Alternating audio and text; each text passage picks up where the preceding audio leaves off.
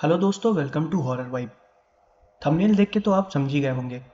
आज मैं आपको फायर फाइटर्स के साथ घटी कुछ अजीब और मिस्टीरियस घटनाओं के बारे में बताने वाला हूँ। यूट्यूब पर आपको शायद ही इससे रिलेटेड कोई घटना मिले। हो सकता है मिल भी जाए, क्योंकि मैंने ढूंढी तो मुझे नहीं मिली। ये घटनाएं सुनने में काफ़ी ज़्यादा अजीब और मिस्टीरियस है, तो आप वीडियो को एंड तक ज़रूर सुनिएगा। अगर आपको ये घटनाएं पसंद आए तो आप मुझे ज़रूर बताइएगा, क्योंकि फिर मैं आगे भी ऐसी और फायर फाइटर्स के साथ घटी सीरीज लाता रहूँगा। अगर आप चैनल पर नए हैं और आपको हॉरर स्टोरीज और मिस्टीरियस स्टोरीज सुनना पसंद है, तो आप हॉरर वाइब्स को सब्सक्राइब कर सकते हैं। और अगर आपके साथ कोई भी अजीब सी या मिस्टीरियस सी घटना घटी हो, तो वो आप मुझे मेरे इंस्टाग्राम पे भेज सकते हैं, जिसका लिंक मैं वीडियो के डिस्क्रिप्शन में दे दूंगा। साथ ही चैनल को सब्सक्राइब करना मत भूलिएगा, वीडियो को लाइक करना मत भूलिएगा। वीडियो पसंद आए तो आप मुझे कमेंट करके ये भी बता सकते हैं कि आपको वीडियो कैसी लगी और मैं अगली वीडियो किस टॉपिक पर बनाऊं। हालांकि फायर फाइटर्स के लिए मुझे किसी ने भी कोई सजेशन नहीं दिया था। ये एक एक्सपेरिमेंटल वीडियो है। अगर आप लोगों को पसंद आई तो मैं आगे भी और घटनाएं लाता रहूंगा। तो आप लोगों का ज़्यादा समय न लेते हुए वीडियो को करते हैं शुरू और खो जाते हैं अंधेरों में अंधेरों में अंधेरों में।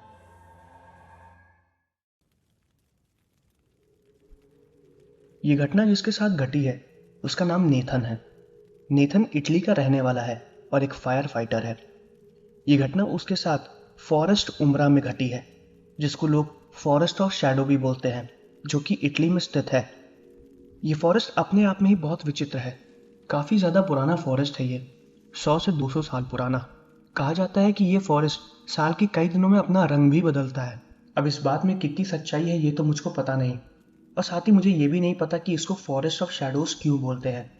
अब आके नेथन के साथ घटी घटना मैं आपको बताने वाला हूँ, वो भी नेथन के पॉइंट ऑफ व्यू से।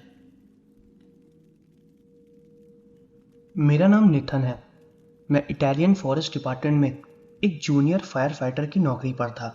हमें अक्सर खबर मिलती थी कि शहर के अलग अलग जगह आग लग गई है, कहीं रेस्टोरेंट में तो कहीं किसी बिल्डिंग में या हॉस्पिटल में। हमें अक्सर ऐसी दुविधा के लिए तैयार रहना पड़ता था। ऐसी एक बार रात के करीब 9 बजे हमें एक न्यूज़ मिली। वो न्यूज़ ये थी कि फॉरेस्ट ऑफ उमरा में आग लग गई है। हालांकि फॉरेस्ट ऑफ उमरा जहाँ पर था वो हमारे स्टेशन से काफ़ी ज़्यादा दूर था, और वहाँ के नियरेस्ट फायर फाइटर्स पहले ही उस आग को बुझाने के लिए पहुंच चुके थे। लेकिन वो आग काफ़ी ज़्यादा भयानक लगी थी, जिसको वहाँ पर मौजूद कुछ वैन्स नहीं बुझा पा रही थी, और उनके पानी का फ्यूल भी धीरे धीरे ख़त्म हो रहा था। इसलिए जितने हो सके उतने फायर फाइटर्स को बुलाया गया, क्योंकि अगर उस फॉरेस्ट में आग लग जाती तो शायद इटली का बहुत बड़ा नुकसान हो जाता। दरअसल वहाँ पर आग लगने की ये वजह थी कि वहाँ पर कुछ लोग कैंपिंग करने गए थे, और उन्होंने अपनी कैंप फायर के साथ कोई हंसी मजाक किया था, जिससे वहाँ पर आग बहुत बुरी तरीके से लग गई थी, और अब हमें उस आग को बुझाने के लिए जाना पड़ रहा था। जैसा कि मैंने बताया कि वो फॉरेस्ट हमारे स्टेशन से काफ़ी ज़्यादा दूर था। हमें पहुँचने में थोड़ा सा वक्त लग गया, करीबन 1 घंटे से ज़्यादा। हमारा स्टेशन ज़्यादा बड़ा स्टेशन नहीं था। वहाँ पर ज़्यादा से ज़्यादा 3 ही फायर वैन्स थी। एक खराब थी और 2 वैन्स हम फॉरेस्ट के लिए पहले से ही ले जा चुके थे। उस वक्त हमारे स्टाफ में कुल 7 लोग थे।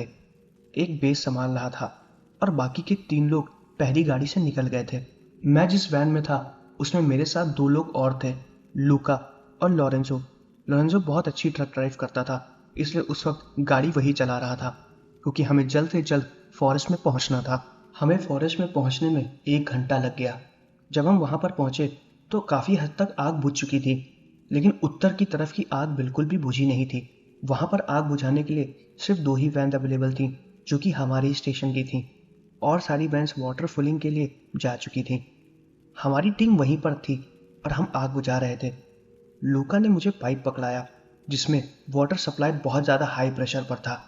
मैंने उससे आग को बुझाना चालू कर दिया। लोरेंजो दूसरी तरफ की आग बुझा रहा था। लूका वाटर के प्रेशर को चेक कर रही थी, और मैं अपनी साइड में पानी के प्रेशर से आग बुझा रहा था। जब मैं आग बुझा रहा था तो मैंने देखा कि जंगल के अंदर साइड में एक औरत बहुत जोर से चिल्ला रही है। मुझे उसके चिल्लाने की आवाज़ भी सुनाई दी थी। मैंने लूका को बोला कि शायद जंगल के अंदर लगी आग में कोई फंसा हुआ है और मुझे उसे बचाने जाना चाहिए।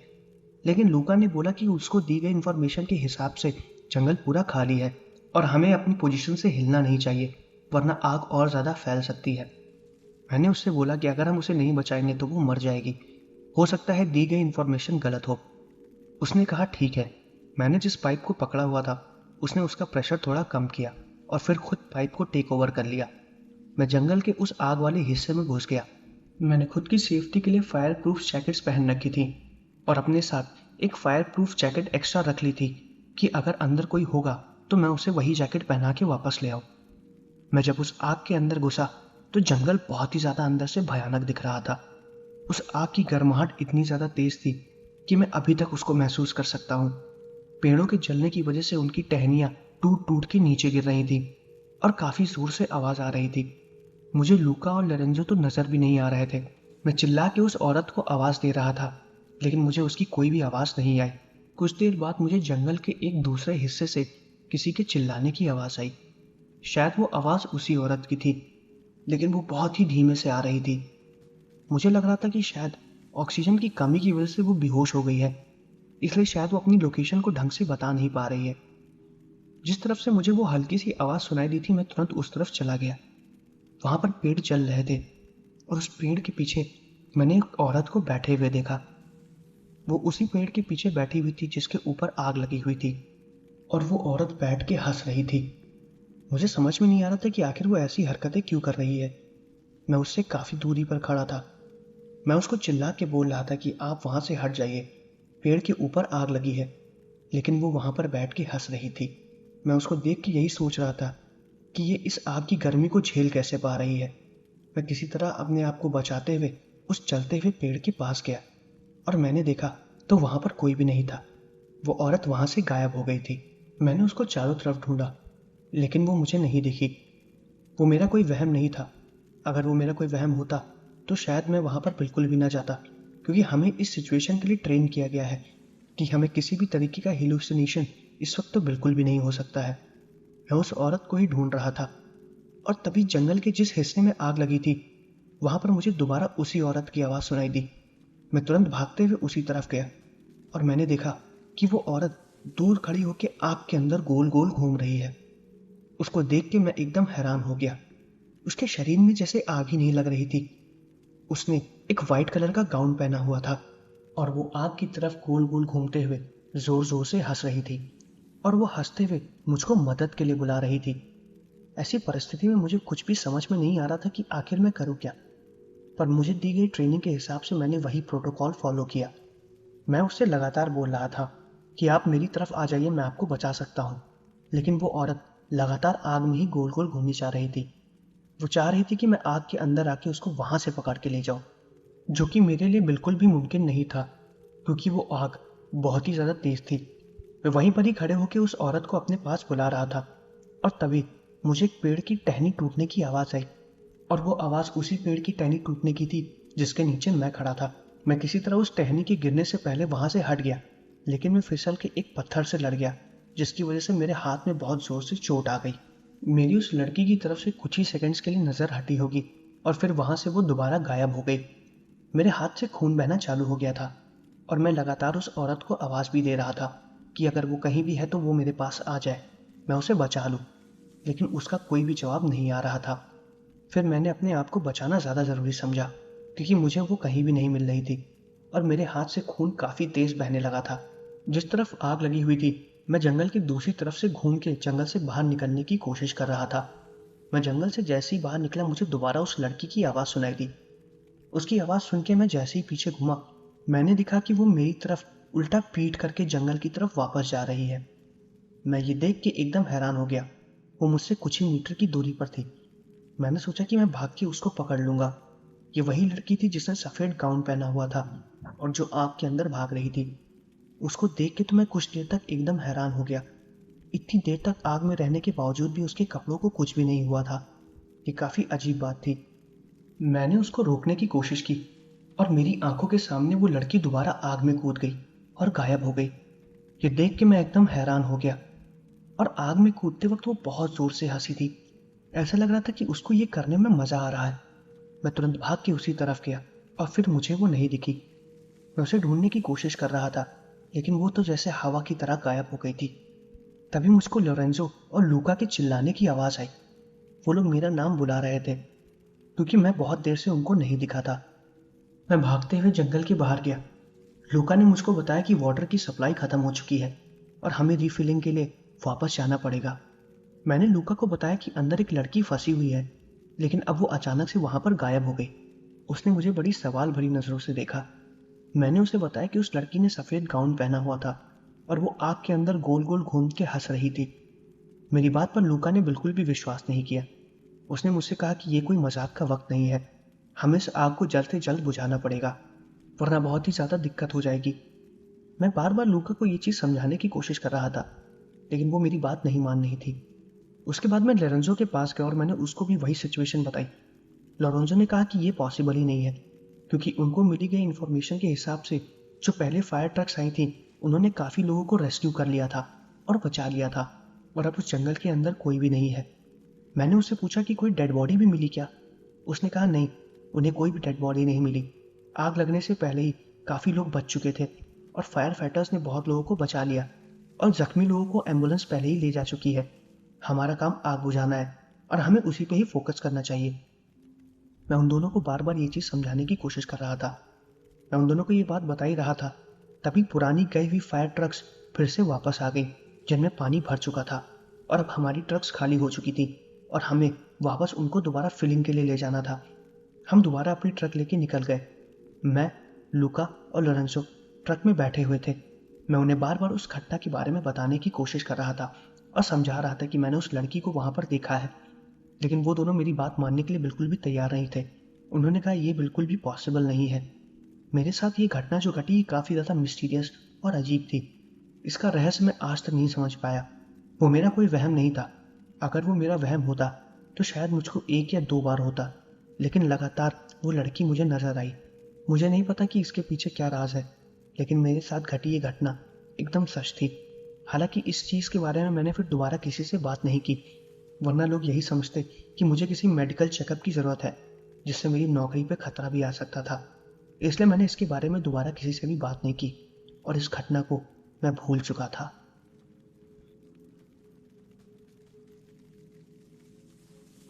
तो दोस्तों, ये थी फायर फाइटर के साथ घटी एक पहली घटना। अब मैं आपको दूसरी घटना बताने वाला हूँ। ये दूसरी घटना डायलन नाम के एक आदमी के साथ घटी थी, जो कि ऑस्ट्रेलिया के रहने वाले हैं। और अब आगे की घटना मैं आपको डायलन के पॉइंट ऑफ व्यू से बताऊंगा। मेरा नाम डायलन है। मैं सिडनी ऑस्ट्रेलिया का रहने वाला हूँ। यह घटना मेरे साथ 1984 में घटी थी। तब मैं ऑस्ट्रेलियन फायर डिपार्टमेंट में था, लेकिन बस कुछ ही सालों के लिए। इस घटना के 1 साल बाद मैंने ऑस्ट्रेलियन फायर डिपार्टमेंट छोड़ दिया था। 1984 दिसंबर का महीना था। हमारे स्टेशन बेस पे तुरंत हमारे पास एक कॉल आता है। हमें बताया जाता है कि एक बिल्डिंग में आग लग गई है, जो कि उस एरिया की काफ़ी ज़्यादा पुरानी बिल्डिंग थी। उसमें शॉर्ट सर्किट हो गया था, जिसकी वजह से उसके पावर जनरेटर में आग लग गई थी और वो आग धीरे धीरे पूरी बिल्डिंग पर फैल गई है। वो नीचे के फ्लोर पर पहले लगी थी, लेकिन आग पे जल्दी काबू ना पाया जा सका, इसलिए वो आग धीरे धीरे पूरी बिल्डिंग पर फैल गई। वो बिल्डिंग 4 फ्लोर की बिल्डिंग थी और काफ़ी ज़्यादा पुरानी थी। उस वक्त स्टेशन पर मेरे साथ कॉपर और जोशुआ था। हम तीनों लोग वहाँ पर जाने के लिए तुरंत रेडी हुए। हमने अपने फायर सूट्स पहने और वहाँ के लिए निकल गए। करीब 10 मिनट में हम लोग उस जगह पर पहुँच भी गए। वहाँ पर आग काफ़ी ज़्यादा तेज़ी से लगी हुई थी। फायर ब्रिगेड की एक गाड़ी पहले से ही वहाँ पहुँच गई थी और एम्बुलेंस भी वहाँ पर पहले से खड़ी थी। हम तुरंत अपनी फायर ट्रक से नीचे उतरे और उसके ऊपर पानी डालने लगे। साथ ही वहाँ पर मौजूद पुलिस वालों से हम ये जायज़ा ले रहे थे कि अंदर कोई फंसा तो नहीं है। पुलिस वालों के दिए गए रिकॉर्ड के हिसाब से अंदर कोई भी नहीं फंसा है। पहले ही लोगों को बाहर निकाल लिया गया। मैंने उनसे कहा ठीक है, और फिर मैं उस बिल्डिंग के तीसरे फ्लोर पर पानी मारने लगा ताकि आग जल्द से जल्द बुझ जाए। कॉपर और जोशुआ बिल्डिंग के आगे के हिस्से पर पानी डाल रहे थे और मैं बिल्डिंग के पीछे के हिस्से पर पानी डाल रहा था। जब मैं बिल्डिंग के तीसरे फ्लोर पर पानी फेंक रहा था तो मुझे बिल्डिंग की खिड़की पे एक छोटी बच्ची दिखाई दी। हालांकि वो बच्ची बिल्डिंग की खिड़की से बाहर नहीं झांक रही थी, लेकिन वो मुझे भागती हुई दिखाई दी, जिससे मुझे ये पता चल गया था कि ऊपर तीसरे फ्लोर पर अभी भी कोई फंसा हुआ है। मैं तुरंत भाग के कॉपर के पास गया और उसको बताया कि तीसरे फ्लोर पर अभी भी कोई है। उसने मेरी बात तुरंत मानी और फिर हमने वैन बिल्डिंग के पीछे लगा दी और उस पर लगी हुई सीढ़ियों पर मैं चढ़ गया। जिस फ्लोर पर मुझे वो बच्ची दिखाई दी थी उस फ्लोर पर काफ़ी ज़्यादा आग थी, तो उस फ्लोर में डायरेक्ट घुसना बहुत ही ज़्यादा मुश्किल था। इसलिए मैं सबसे पहले बिल्डिंग के दूसरे फ्लोर पर गया और फिर दूसरे फ्लोर की सीढ़ियों के रास्ते मैं तीसरे फ्लोर पर जाने वाला था। मैंने सारे फायर प्रूफ इक्विपमेंट्स ले रखे थे। मैंने अपने पास एक ऑक्सीजन सिलेंडर भी रखा हुआ था और उस बच्ची के लिए एक एक्स्ट्रा ऑक्सीजन सिलेंडर भी ले लिया था। मैं बिल्डिंग के अंदर दाखिल हुआ। वहाँ पर बहुत ज़्यादा आग लगी हुई थी। सीढ़ियों के ऊपर भी चढ़ना बहुत ही ज़्यादा मुश्किल हो रहा था। मेरे पास एक फायर एक्सटिंग्विशर भी था। मैंने उससे सीढ़ियों पे लगी आग को बुझाया और फिर किसी तरह ऊपर थर्ड फ्लोर पे चला गया। मैं सबसे पहले उस कमरे में दाखिल हुआ जहाँ पर मैंने उस छोटी बच्ची को देखा था, लेकिन वो छोटी बच्ची वहाँ पर नहीं थी। वो मेरा कोई वहम नहीं था, मैंने उस छोटी बच्ची को वहाँ पर देखा था। फिर मैंने उस फ्लोर के सारे रूम में उस बच्ची को ढूंढा, लेकिन वो मुझे नहीं दिखी। मुझे लगा कि शायद मुझसे कोई गलती हो गई है, क्या पता वो ऊपर के फ्लोर पर हो। मैं जैसे ही ऊपर के फ्लोर पर जाने लगा, मुझे उस बच्ची के चिल्लाने की आवाज़ आई। वो काफ़ी ज़ोर से चिल्ला रही थी। मैं दोबारा उसी फ्लोर पर आके खड़ा हो गया और उस बच्ची को आवाज़ दे रहा था कि तुम जहाँ कहीं भी हो मुझे मदद के लिए बुलाओ, मैं दोबारा तुम्हारे पास आ रहा हूँ। उस बच्ची की आवाज़ सेकंड फ्लोर के ही एक अपार्टमेंट से आ रही थी, लेकिन वो कौन सा अपार्टमेंट था मुझे बिल्कुल भी नहीं पता। लेकिन मैं अभी कुछ देर पहले ही सारे अपार्टमेंट चेक करके आया था, मुझे वहाँ पर कोई भी नहीं दिखा। मैंने फिर दोबारा उस बच्ची को आवाज़ लगाने के लिए बोला और वो मुझे लगातार आवाज़ लगा के बुला रही थी। फिर मुझे पता चल गया था कि वो आवाज़ किस अपार्टमेंट से आ रही है। वो आवाज़ उस कॉरिडोर के एकदम आखिरी वाले अपार्टमेंट से आ रही थी। मैं भागते हुए उस अपार्टमेंट के पास गया और मैंने देखा कि उसका दरवाज़ा अंदर से बंद है। लगातार उस छोटी सी बच्ची के चिल्लाने की आवाज़ मुझे आ रही थी। मैं उस दरवाजे को तोड़ने की कोशिश कर रहा था, लेकिन वो दरवाज़ा मुझसे टूट नहीं रहा था। मैंने किसी तरह कोशिश की और मैं उस अपार्टमेंट के अंदर घुस गया। वहाँ पर सारी जगह आग लगी हुई थी। मैं उस बच्ची को फिर से बुलाने की कोशिश कर रहा था, लेकिन इस बार उस बच्ची की आवाज़ नहीं आई। उसके बाद मैंने पूरे फ्लैट में चेक किया, लेकिन वहाँ पर वो बच्ची मुझे बिल्कुल भी नज़र नहीं आई। मैंने फिर से कोशिश की और उसको ढूंढने लगा। तभी मुझे उस बच्ची की आवाज़ उसी फ्लैट के बेडरूम से आ रही थी। मैं जब उस बेडरूम के अंदर गया तो मैंने देखा कि वो छोटी सी बच्ची एक स्टडी टेबल के नीचे बैठी हुई है और मदद के लिए आवाज़ दे रही है। मैंने जैसे ही उस बच्ची को देखा, मैंने उसे सबसे पहले शांत होने को बोला और उसकी तरफ लगी हुई आग को बुझाने की कोशिश की। मैंने उस बच्ची का हाथ पकड़ा और उसको उस टेबल के नीचे से बाहर निकाला। वो काफ़ी ज़्यादा डरी हुई थी। उसको जैसे ही मैंने गोद में उठाया, वो बेहोश हो गई। शायद ऑक्सीजन की कमी की वजह से वो सांस नहीं ले पा रही थी। मैं तुरंत उसको लेके उस कमरे से बाहर निकलने लगा। जैसे ही मैं उस कमरे से बाहर निकला, मेरा पैर एक लकड़ी के दरवाजे में फंस गया, जिसकी वजह से मैं ज़मीन पर नीचे गिर गया और वो लड़की मेरे हाथ से छूट के वहीं नीचे फ्लैट के सामने वाले कॉरिडोर पर गिर गई। मेरा फेस मास्क मेरे मुंह से उतर चुका था और मुझे सांस लेने में काफ़ी ज़्यादा दिक्कत हो रही थी। मैं अपने फेस मास्क को ही ढूंढ रहा था, लेकिन वो मुझसे काफ़ी ज़्यादा दूर गिर गया था। आग और बढ़ती जा रही थी और आग के धुएं की वजह से मैं कुछ ठीक से देख नहीं पा रहा था। मैं उस लड़की से कह रहा था कि वो अगर भाग सके तो भाग ले, क्योंकि मुझे नहीं लग रहा था कि मैं वहाँ से निकल पाऊंगा। करीबन 1 मिनट तक मैंने अपनी सांस को रोकने की कोशिश की और मैंने ये कोशिश की कि मैं किसी तरह वहाँ से निकल जाऊं और उस लड़की को बचा लूं, लेकिन मेरे लिए वो एकदम नामुमकिन था। इसके बाद मैं बेहोश हो गया और मुझे कुछ भी याद नहीं। जब मेरी आंखें खुली तो मैं हॉस्पिटल में एडमिट था। मेरा पैर बुरी तरीके से जल चुका था और मेरे हाथ पे भी बहुत गंदी चोट आई थी। मेरे फैमिली मेम्बर्स मेरे बगल में बैठे हुए थे। हॉस्पिटल में मुझे एडमिट हुए 3 दिन से ज़्यादा हो चुके थे। मैं 1 हफ्ते बाद ठीक हुआ और दोबारा अपने ऑफिस को ज्वाइन कर लिया। मेरे पैर में बुरी तरीके से चोट आई हुई थी, इसलिए मुझे फील्ड जॉब अब नहीं मिल रही थी। मेरे सीनियर्स ने मुझे डेस्क जॉब दे दी थी और अब मैं सारा काम अपने ऑफिस से ही बैठ के करता था। हर रेस्क्यू के बाद हमें अपने सीनियर को सारी रिपोर्ट लिखित में देनी पड़ती है कि आखिर वहाँ पर क्या हुआ और कितनी सप्लाई का यूज़ हुआ। हमें एक एक डिटेल उन्हें बतानी पड़ती है। मैं अपनी रिपोर्ट बैठ के बना रहा था, जिसमें मैंने उस लड़की के बारे में भी मेंशन किया। जब मेरे सीनियर्स ने मेरी रिपोर्ट पढ़ी तो उन्होंने मुझसे दोबारा इस लड़की के बारे में पूछा। तो मैंने दोबारा उस सीनियर से पूछा कि आखिर उस लड़की की तबीयत कैसी है। मेरे सीनियर्स ने मुझको बताया कि जब काफ़ी देर तक उनको मेरा कोई इशारा नहीं मिला तो वो लोग फिर दोबारा मेरे लिए उस अपार्टमेंट के अंदर घुसे और वहाँ पर उनको मेरे अलावा कोई नहीं मिला। मेरा पैर एक दरवाजे में फंसा हुआ था और मैं बेहोश हो चुका था। मेरा फेस मास्क मुझसे हटा हुआ था। वो लोग मुझे किसी तरह रेस्क्यू करके लेके बाहर आए। वहाँ पर उन्होंने और भी सबको ढूंढा, लेकिन वहाँ पर मेरे अलावा उन्हें कोई भी नहीं मिला। अगर रेस्क्यू ऑफिसर 5-6 मिनट और देर से आते तो शायद मैं वहीं जल के मर जाता। पर मैंने अपने सीनियर्स को बताया कि वहाँ पर एक छोटी बच्ची भी थी, करीबन 13 या 14 साल की, जो मुझसे मदद मांग रही थी और मैंने उसको बचाया भी था। लेकिन मेरे हाथ से वो छूट गई और कॉरिडोर में गिर गई। क्या वो जिंदा है या वो मर गई? मेरे सीनियर्स ने बताया कि ऐसी किसी भी लड़की की इन्फॉर्मेशन हमें नहीं मिली है। वो लोग मेरी रिपोर्ट को एक्सेप्ट नहीं कर रहे थे, जिससे मेरी नौकरी पे दिक्कत आ सकती थी। मैं दोबारा उस जले हुए अपार्टमेंट के पास गया और मैंने वहाँ पर रहने वाले लोगों के बारे में छानबीन की। तो मुझे ये पता चला कि उस फ्लैट में जो बच्ची रहती थी उसकी मौत 1 हफ्ते पहले एक्सीडेंट से हो चुकी है। वो बच्ची सीढ़ियों पर खेलते हुए गिर गई थी। पैर फिसलने की वजह से उसका सर फट गया और उसकी ऑन द स्पॉट डेथ हो गई थी। जब ये बात मुझे पता चली तो मैं बहुत ज़्यादा हैरान हो गया। मैं उस बच्ची के माता पिता से भी मिला। पहले तो मुझे उस बात पर बिल्कुल भी विश्वास नहीं हो रहा था, लेकिन जब उस बच्ची के माता पिता ने मुझे उसकी फ़ोटोग्राफ दिखाई तो मैं देख के हैरान हो गया। वो वही बच्ची थी जिसको मैंने उस वक्त गोद में उठाया था और बचाया था। मुझे कुछ भी नहीं समझ में आ रहा था कि आखिर ये कैसे हो सकता है। उनका फ्लैट पूरा जल चुका था, उनका कुछ ही सामान बचा था, जिसमें उस बच्ची की फ़ोटोग्राफ्स भी बची थी। मैंने उसकी सारी फ़ोटोज़ देखी और मुझे अपनी आंखों पर विश्वास नहीं हो रहा था।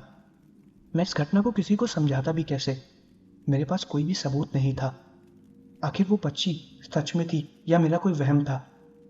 मुझे कुछ भी समझ में नहीं आ रहा था। लेकिन वो मेरा वहम कैसे हो सकता है? मैंने इससे पहले कभी भी उससे देखा भी नहीं और ना ही मैं कभी मिला हूँ, ना ही मैं कभी इस अपार्टमेंट में या इस फ्लैट के पास कभी आया हूँ। तो ये तो पॉसिबल ही नहीं है कि वो लड़की मुझे दिखाई दे। उस रात में मैंने जिसको भी देखा वो शायद उस बच्ची की आत्मा थी या सच में वो बच्ची थी, मुझे कुछ नहीं पता। इस घटना के बारे में अगर मैं अपनी रिपोर्ट पे भी मेंशन करता तो शायद मुझे सब पागल ही बोलते। मैंने इसके बारे में अपनी रिपोर्ट पे फिर मेंशन नहीं किया और अपनी रिपोर्ट को बदला। मैंने उसमें झूठ लिखा, वो सब लिखा जो मेरे साथ नहीं हुआ। मेरी रिपोर्ट एक्सेप्ट की गई, लेकिन मुझे कुछ भी समझ में नहीं आ रहा था कि आखिर मेरे साथ उस दिन हुआ क्या। मुझे डेस्क जॉब अच्छी नहीं लग रही थी, इसलिए 1 साल बाद मैंने फायर फाइटर की वो जॉब छोड़ दी और नॉर्मल काम करने लगा। यह घटना मेरी ज़िंदगी की सबसे अजीब घटना थी, जिसने मेरी ज़िंदगी, मेरा करियर, सब कुछ बदल दिया।